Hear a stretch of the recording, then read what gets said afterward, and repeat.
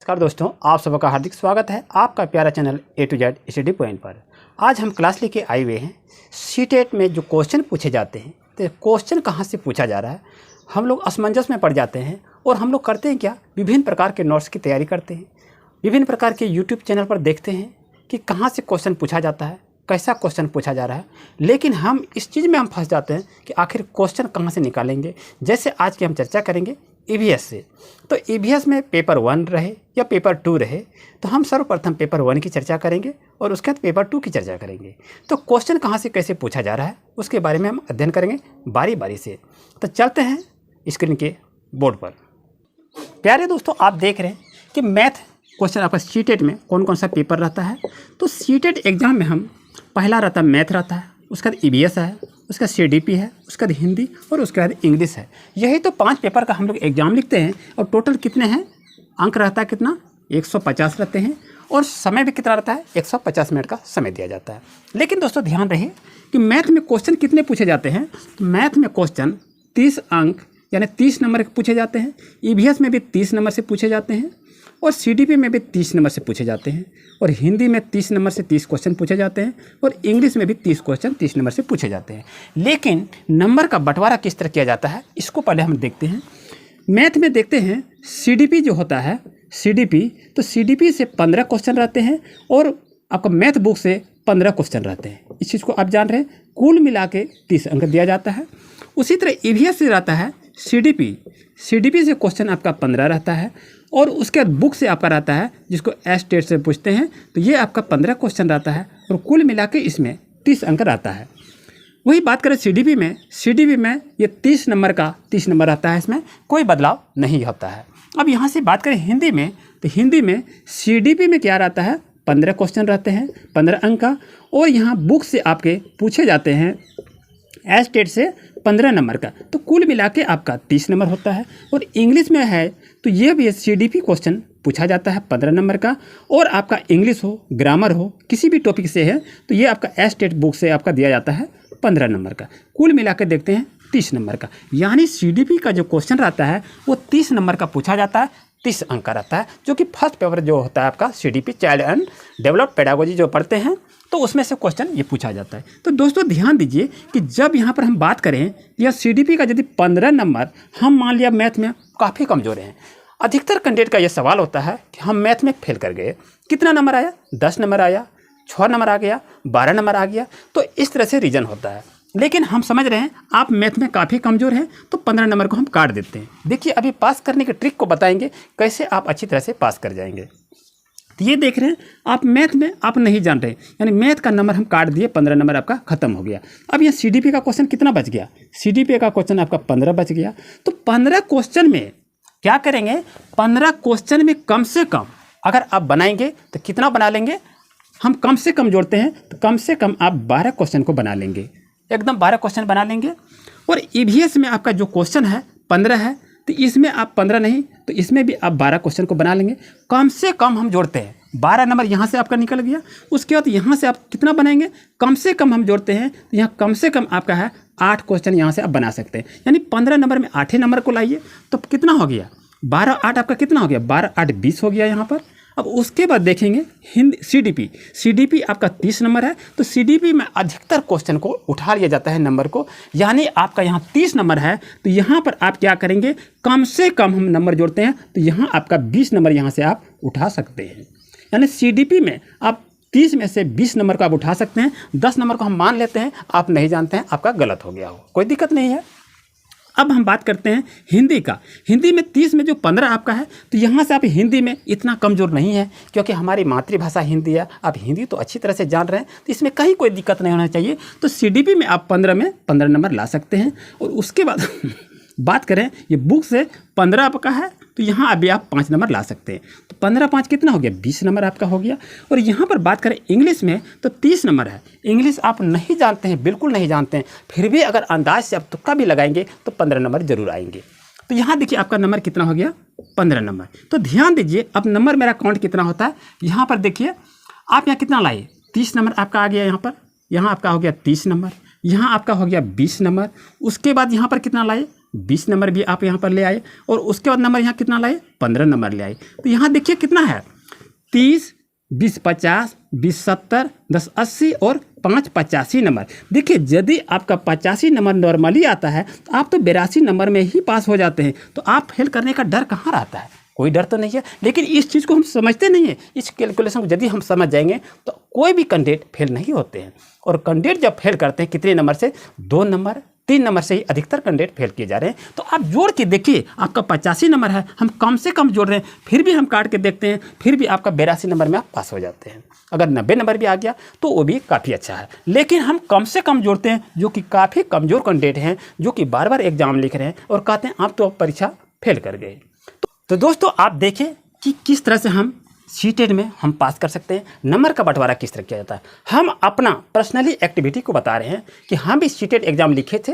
तो फर्स्ट में क्वालिफाई नहीं किए थे, सेकेंड में किए, उसके बाद हम अपना एक्टिविटी को देखकर आपके साथ हम आपको गाइड कर रहे हैं और आपको बता रहे हैं कि किस तरह से हम एग्ज़ाम को क्वालिफाई करना चाहिए और किस तरह करते हैं। लेकिन आज जी के फैशन में क्या होता है कि आदमी इंतज़ार करता है कि सीटेट का नोटिफिकेशन कब आएगा, हम फॉर्म कब डालेंगे।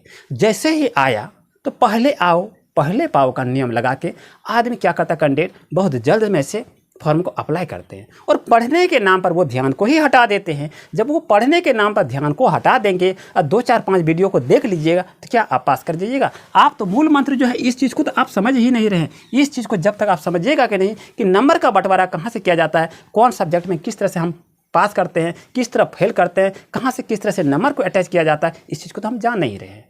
लेकिन अगर आप इस चीज़ को अगर आप समझते हैं तो आप अच्छी तरह से पास कर सकते हैं। मान लिया देखिए आपका 5 पेपर है, 1 2 3 4 5 पेपर है। तो एक पेपर में सीडी का आपका कितना, सीडीपी का 15 नंबर आता है। तो 15 25 कितना हो गया, 15 25 75 आपका नंबर तो ऐसे हो गया। लेकिन 75 नंबर को हम कैसे लाएंगे इस चीज़ को भी बताएंगे, घबराने की कोई बात नहीं है। आज हम किस तरह से असफल कैंडिडेट जो कि 2 बार 3 बार 4 बार 5 बार फेल कर चुके हैं, वैसे कैंडिडेट के लिए आज का क्लास काफ़ी महत्वपूर्ण होने वाला है। तो आइए कुछ हम सीडीपी के हम ट्रिक को भी हम देखेंगे और सीखेंगे कैसे इसको आंसर को बनाएंगे। तो दोस्तों हम आज सीडीपी के बारे में हम चर्चा करेंगे कि सीडीपी में आप कैसे नंबर को प्राप्त कर सकते हैं, 15 25 75 नंबर। तो चलिए देखते हैं। आपके पास यदि दोस्तों आंसर में यदि आपके पास केवल रहे, ध्यान रहे, यदि आपके पास केवल रहे तो वो आपका ऑप्शन गलत रहता है। इस चीज़ को याद रखिएगा। अगर जहाँ भी ऑप्शन में सिर्फ ही रहे तो सिर्फ वाला ऑप्शन आपका गलत रहता है। चाहे आपका गणित में हो, चाहे आपका हिंदी में हो, चाहे आपका ईवीएस में हो और चाहे आपका इंग्लिश में हो। तो ध्यान रहे यदि ऐसे ऐसे सब्जेक्ट में सिर्फ और ओनली ये रहे, इंग्लिश में तो ओनली लिखा जाता है जिसको सिर्फ कहता है, अगर ये रहे तो ये आपका नेगेटिव टेक वर्ड है, इसको आप काट के हटा दीजिएगा।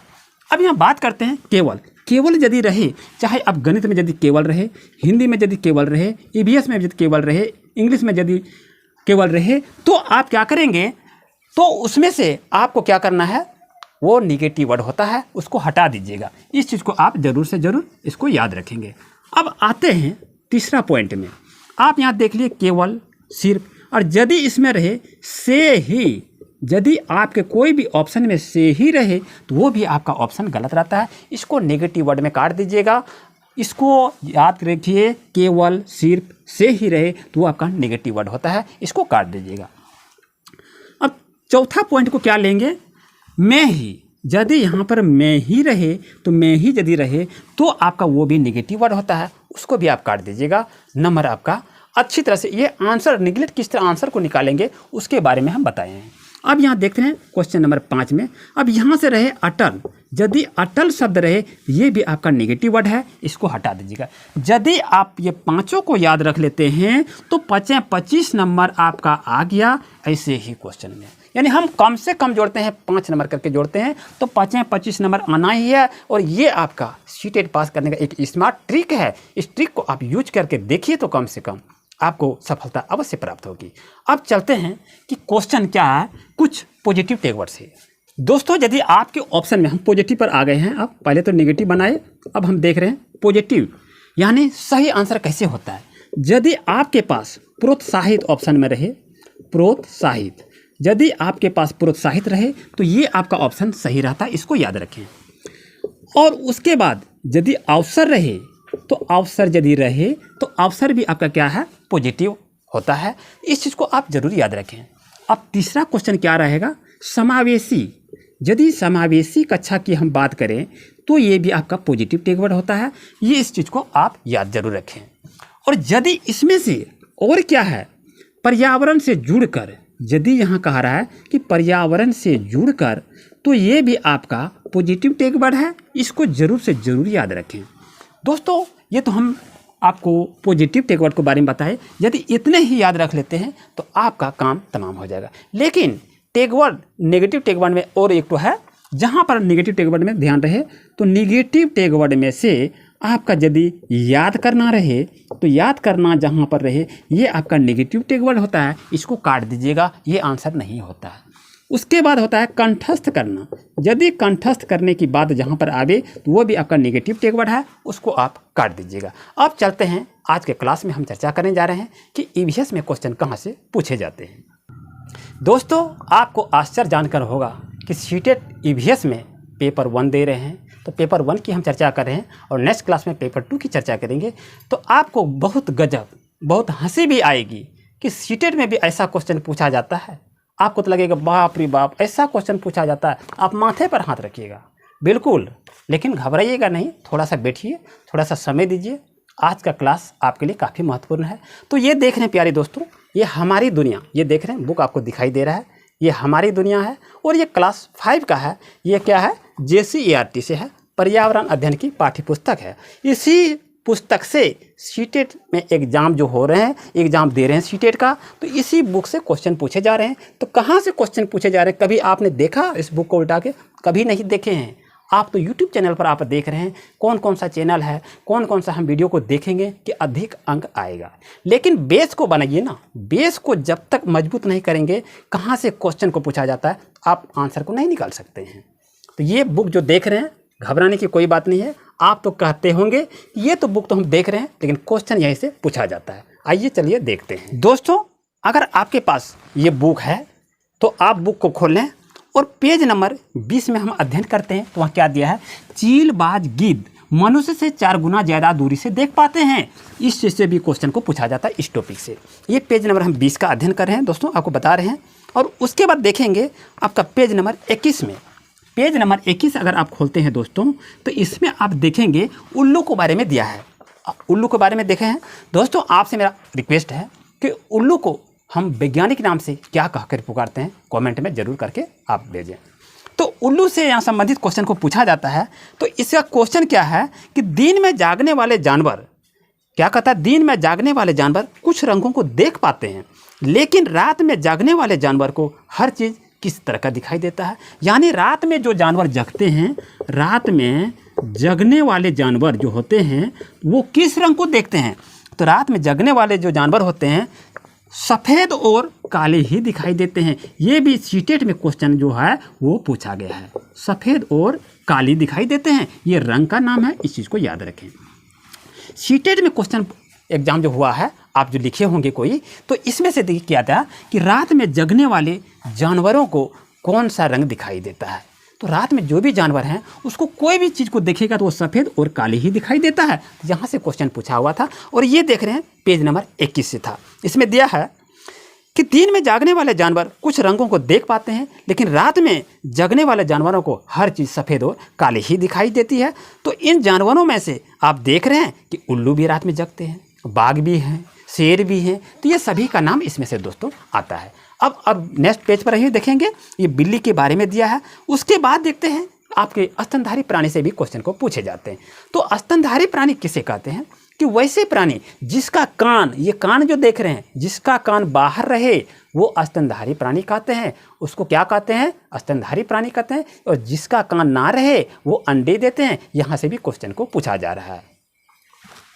प्यारे दोस्तों अगर आप पेज नंबर 49 को खोलेंगे तो उसमें गिलहरी के बारे में दिया हुआ है कि कौन सा ऐसा जानवर है जिसका दांत हमेशा बढ़ते रहता है। तो जान रहे हैं वो जानवर कौन सा है, वो जानवर गिलहरी होता है। लेकिन वो फल को जो काट देते हैं ना, तो काटने के बाद क्या होता है, वो धीरे धीरे छोटा हो जाता है। अब यहाँ देख रहे हैं पेज नंबर 60 की बात करते हैं। तो पृथ्वी का 2/3 भाग जल से घिरा है। यहाँ से भी आपका क्वेश्चन बनेगा। पेज नंबर 60 हमारी दुनिया ये देख रहे हैं। अब ये नेक्स्ट क्वेश्चन आपका देख रहा है पेज नंबर 65 से 65 से अगर देखते हैं तो यहाँ भी क्वेश्चन पूछा जाता है। सुनीता के मोहल्ले में 2 पुराने कुएं हैं, ये अब पूरी तरह सूख चुके हैं। उसकी दादी बताती है कि लगभग 15-20 साल पहले तक उसमें पानी नहीं था।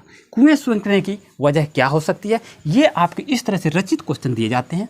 तो इस तरह से आप पढ़ेंगे तो इसका ऑप्शन क्या है? कई जगह मोटर लगाकर ज़मीन का पानी निकाला जा रहा है, और देख रहे हैं तालाब जिनसे बारिश का पानी इकट्ठा होता था अब नहीं होता है। ये सभी कारण हैं, इसको जरूर याद रखें। और उसके बाद क्या है? पेड़ों के आसपास और पार्क में भी ज़मीन को सीमेंट से पक्का कर दिया गया है। ये सारे ऑप्शन सही हैं, लेकिन आपसे ये क्वेश्चन पूछे जाएंगे। और ये जो बुक जो देख रहे हैं इसमें पेज नंबर 65 से ये क्वेश्चन आपसे दिया जाएगा। इस तरह से अधिकतर क्वेश्चन पूछे जा रहे हैं दोस्तों। और ये पेज नंबर 66 की बात करें, ये पेज नंबर 66 में दिया हुआ है कि विश्व जल दिवस 22 मार्च को मनाया जाता है। ये भी क्वेश्चन आपका पूछा हुआ है और ये रिपीटेशन क्वेश्चन बार बार रिपीट किया जा रहा है। अब देख रहे हैं दोस्तों पेज नंबर हम 74 यानी पेज नंबर 74 की बात करें तो आप देखिए इसमें मधुमक्खी के बारे में दिया है। मधुमक्खियाँ क्या करती है? हमेशा झुंड में रहती है। एक छत्ते में सैकड़ों मधुमक्खियाँ होती है और इनमें से एक रानी मधुमक्खियाँ होती है। यहाँ से भी क्वेश्चन को पूछा जा रहा है कि मधुमक्खी के छत्ते में कितने रानी मधुमक्खियाँ होती है? तो कोई कहता 2-3 रहता है, नहीं, लेकिन इसका ऑप्शन होगा रानी मधुमक्खियाँ एक ही होती है। और इसमें से मधुमक्खियाँ क्या आते हैं? कुछ श्रम करने वाले होते हैं, कोई मिलजुल कर काम करने वाले होते हैं, और कोई उसमें से क्या करते हैं? छत्ते की साफ सफाई करते हैं, और कोई फूलों के रस को इकट्ठा करने का काम करते हैं। और ये सब मिलकर क्या होता है? ये शहद हो जाता है, जो कि सेहत के लिए काफ़ी लाभदायक होता है। दोस्तों पेज नंबर 78 की बात करें तो इसमें मलेरिया के बारे में दिया है कि मलेरिया किस मच्छर के काटने से होता है? तो मलेरिया मादा एनोफिलिस मच्छर के काटने से होता है। इसे आप जरूर याद रखें और ये पेज नंबर 78 को एक बार जरूर देख लें। यहाँ से भी क्वेश्चन को बराबर पूछा जा रहा है। अगर इसमें से दोस्तों बात करें कि पेज नंबर 81 में तो यहाँ पर मच्छर का चित्र दिया हुआ है, और यहाँ पर पेज नंबर 82 अगर आप खोलेंगे उसमें रोनाल्डो रॉस के बारे में दिया है कि 1902 ईस्वी में चिकित्सा के क्षेत्र में नोबेल पुरस्कार उसको दिया गया था। तो उसका क्या योगदान था, क्यों दिया गया, क्या कारण था? तो उसने खोजा कि मच्छरों को काटने से मलेरिया होता है, तो उस मच्छर को लेकर अपने शरीर में कटवाया और फिर उस मच्छर का ऑपरेशन करके उसमें देखा कि किस मादा में है या नर में है। तो देखा कि मादा एनोफिलिस के पेट में कुछ ऐसे कीटाणु हैं जो सूक्ष्मदर्शी से देखने के बाद उसको पता चला, और उसको इसी के क्षेत्र में 1902 ईस्वी में चिकित्सा के क्षेत्र में नोबेल पुरस्कार प्रदान किया गया था। तो आपसे क्वेश्चन दोस्तों ये भी पूछा जा सकता है कि रोनाल्डो रॉस को कब चिकित्सा के क्षेत्र में नोबेल पुरस्कार दिया गया था? तो याद रखेंगे दिसंबर 1902 में नोबेल पुरस्कार दिया गया था। उसके बाद दोस्तों बछेंद्री पाल से भी क्वेश्चन को पूछा जा रहा है, और पेज नंबर 89 को देख लीजिएगा तो वहाँ से भी क्वेश्चन आपसे पूछा जाएगा। प्रेमलता अग्रवाल से भी क्वेश्चन है, वहाँ से भी क्वेश्चन को पूछा जा रहा है, तो ध्यान रहे इसको। और उसके बाद हम चलेंगे अंतरिक्ष की दुनिया में, तो वहाँ से भी क्वेश्चन को बराबर पूछा जा रहा है।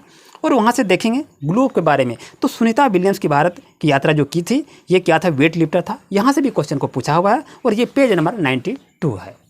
दोस्तों पेज नंबर 106 की बात करें तो उसमें सूर्यमणि का तोड़ांग जो दिया है, तो इसको कहा जाता था कि झारखंड में जंगल को क्या नाम से पुकारता था? तो उसका ऑप्शन आपका था तोरांग। तो ये भी क्वेश्चन पूछा हुआ है। तो दोस्तों आपसे अनुरोध है कि आपके पास ये बुक है, एक नज़र से इस बुक को पूरी तरह से देख लेंगे तो इसमें से 5 नंबर आपके पास आ जाएगा, ये पूर्ण गारंटी है। अब चलते हैं और नेक्स्ट टॉपिक पर। अब दोस्तों आपका पेज नंबर 50 की बात करें तो इसमें दिया हुआ है कि किस देश से मिर्च हमारे देश भारत में आया गया है।